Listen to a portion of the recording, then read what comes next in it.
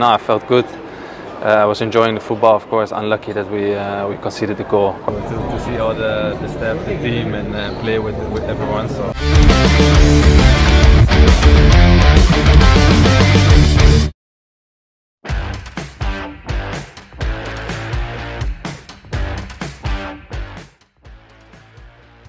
Skuad Garuda akan berupaya untuk bangkit di kualifikasi Piala Dunia 2026 saat menjamu Bahrain di SUGBK Jakarta pada Selasa 25 Maret 2025. Kemenangan atas Bahrain adalah hal yang penting untuk diraih oleh tim asuhan Patrick Kluivert demi menjaga asa lolos ke putaran final Piala Dunia 2026.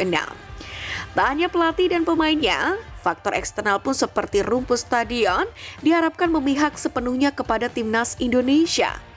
Terkini, akun resmi pengelola GBK pun menyampaikan kabar terbaru mengenai kondisi rumput yang akan dipakai di laga tersebut. Dalam foto-foto yang diberikan oleh pihak GBK, rumput stadion ini pun terlihat hijau dan cukup halus. Memang, pihak GBK telah memulai kerja sama dengan vendor baru mengenai rumput mulai Januari lalu, yakni dengan @lestarindo_soccerfield.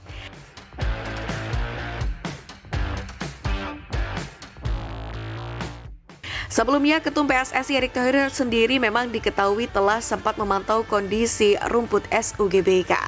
Perlu diketahui, pekerjaan ini sekali lagi bukan dilakukan baru-baru ini, melainkan sejak Januari lalu. Hal itu pun terlihat dari update berkala yang diberikan. Seperti halnya pada Februari lalu, dijelaskan usai 10 hari melakukan perataan permukaan tanah, tim vendor langsung melakukan proses intensifikasi pertumbuhan rumput. Selain itu, tim vendor juga melakukan pembersihan jenis rumput selain zoysia. Sebelumnya, pihak vendor pun melakukan proses pemerataan permukaan tanah di SUGBK. Relief link ini bertujuan untuk aliran bola yang lebih baik. Dalam hal ini, PT Harapan Jaya Lestarindo juga menjanjikan bahwa rumput SUGBK akan makin sempurna saat timnas Indonesia menjamu Cina pada Juni mendatang. Selama ini, rumput SUGBK memang jadi sorotan terbesar publik tanah air. Pasalnya, permukaan yang kurang rata membuat para pemain kesulitan untuk membangun serangan. Dengan update terkini, tentunya supporter timnas Indonesia berharap agar tidak ada keluhan lagi mengenai rumput seperti laga-laga sebelumnya.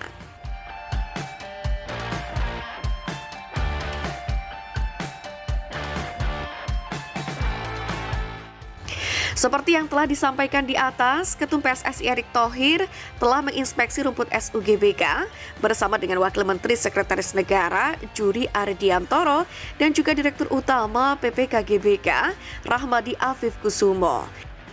Dalam pernyataannya, Erick Thohir memastikan bahwasanya SUGBK siap untuk menjadi tuan rumah putaran ketiga kualifikasi Piala Dunia 2026 zona Asia.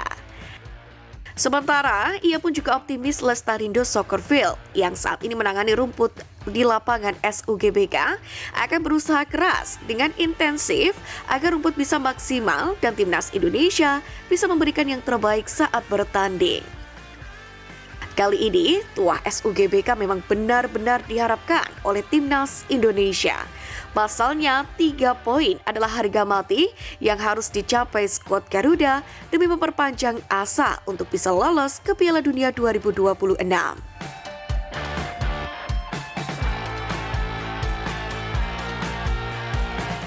Sementara itu, Bahrain sendiri sepertinya juga enggan membuang-buang waktu.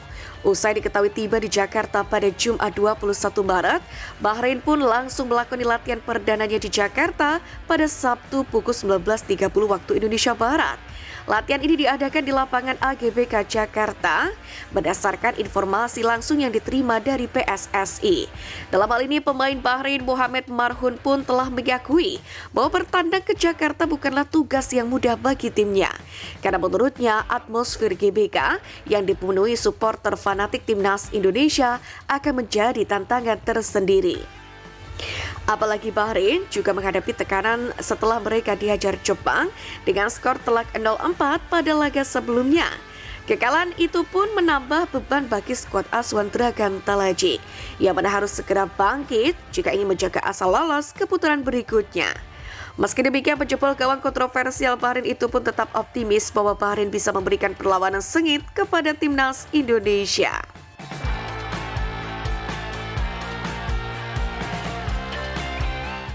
Sementara itu, timnas Indonesia sendiri dipastikan akan mendapatkan 2 amunisi tambahan dalam pertandingan 25 Maret mendatang.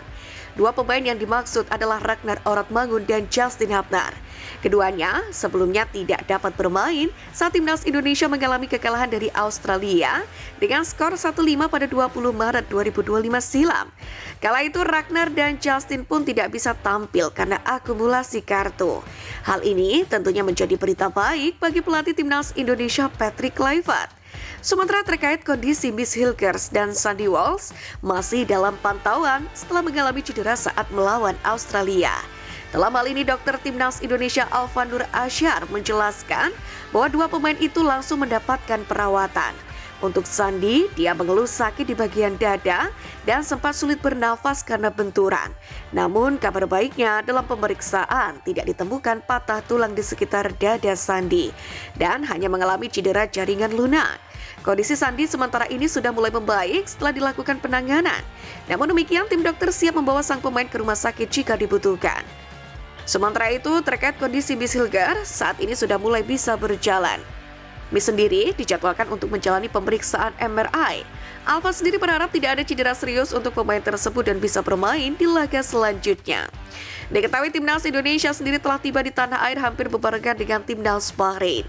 Seluruh pemain kemudian langsung dijadwalkan untuk kemudian melakukan pemeriksaan, recovery, dan evaluasi. Para pemain sendiri sepertinya dalam keadaan siap untuk bangkit saat melawan Bahrain nanti.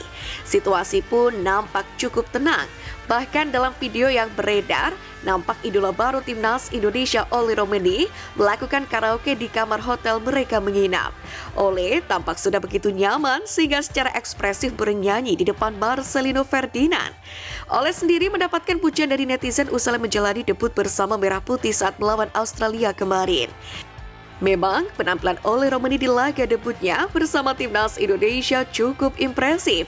Beberapa kali aksi individu Oleh Romeni sukses merepotkan barisan pertahanan lawan. Puncaknya adalah sebuah aksi cerdiknya mencuri bola lebih cepat dari lawan berhasil menciptakan gol sematawayang Indonesia dalam laga ini.